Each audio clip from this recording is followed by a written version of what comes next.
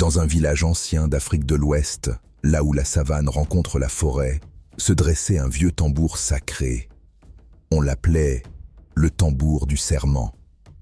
On disait qu'il avait été fabriqué par les premiers ancêtres, et chaque fois qu'il résonnait sous la lune, il rappelait au peuple qu'aucun enfant ne devait échapper aux traditions. Cette nuit-là, le village entier était réuni sur la grande place. Les femmes chantaient, les torches brûlaient, les anciens surveillaient. C'était le tour d'un groupe de jeunes filles, dont Hawa faisait partie.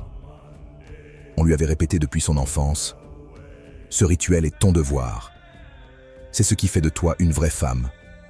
Sans lui, tu n'es rien. » Hawa tremblait, mais pas de peur. Elle tremblait de colère, car elle savait ce qui l'attendait. Des lames usées, non désinfectées, qui avaient déjà fait souffrir ses sœurs, ses cousines, ses amies. Certaines avaient survécu, avec des cicatrices, à vie.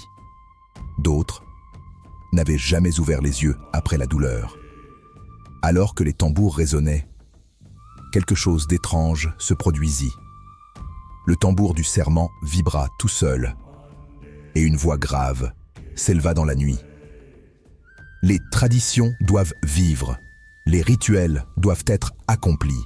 Quiconque refuse est une honte pour ses ancêtres et aura la punition qui est due. La foule se figea. Certains tombèrent à genoux, car pour eux, c'était clair. Les ancêtres eux-mêmes réclamaient le sang. Tous les regards se tournèrent vers Hawa. On s'attendait à la voir obéir, se résigner. Mais elle s'avança. Elle leva la tête. Et sa voix, claire comme un éclat dans la nuit, brisa le silence.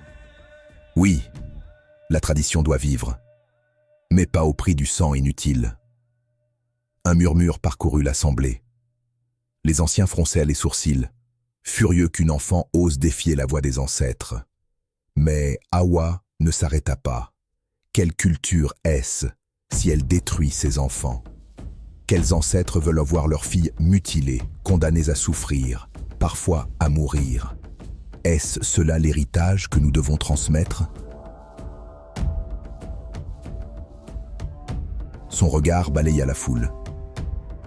On dit que c'est pour la pureté. Mais quelle pureté se cache derrière des lames rouillées, derrière la douleur, derrière le sang? On dit que c'est pour honorer les ancêtres. Mais quel honneur y a-t-il à condamner ses propres enfants? Le tambour se tut, et la nuit sembla retenir son souffle. Pour la première fois, les habitants entendirent ces paroles dites haut et fort, ce que d'autres pensaient tout bas.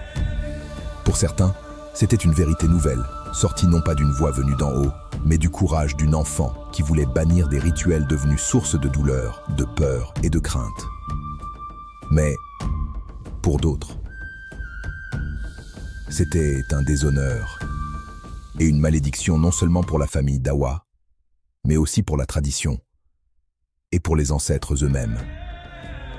Depuis ce soir-là, on raconte que le tambour du serment n'a plus jamais battu seul. Mais dans les rêves, parfois, on entend résonner ces mots menaçants. Les traditions doivent vivre. Les rituels doivent être accomplis.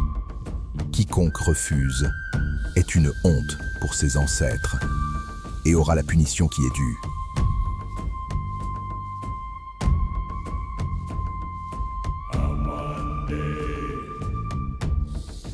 Et vous, que pensez-vous de l'action de Hawa? A-t-elle eu raison de défier la voix des ancêtres? La culture doit-elle être un héritage de dignité ou un héritage de douleur? Faut-il garder les traditions, même quand elles brisent des vies? Merci d'avoir regardé cette vidéo. Abonnez-vous, aimez et partagez cette histoire pour qu'elle touche un plus grand nombre et que chacun, partout, puisse donner son avis, mais aussi pour soutenir Voix d'Afrique, Histoire et Mystère. Et je vous dis à la prochaine histoire.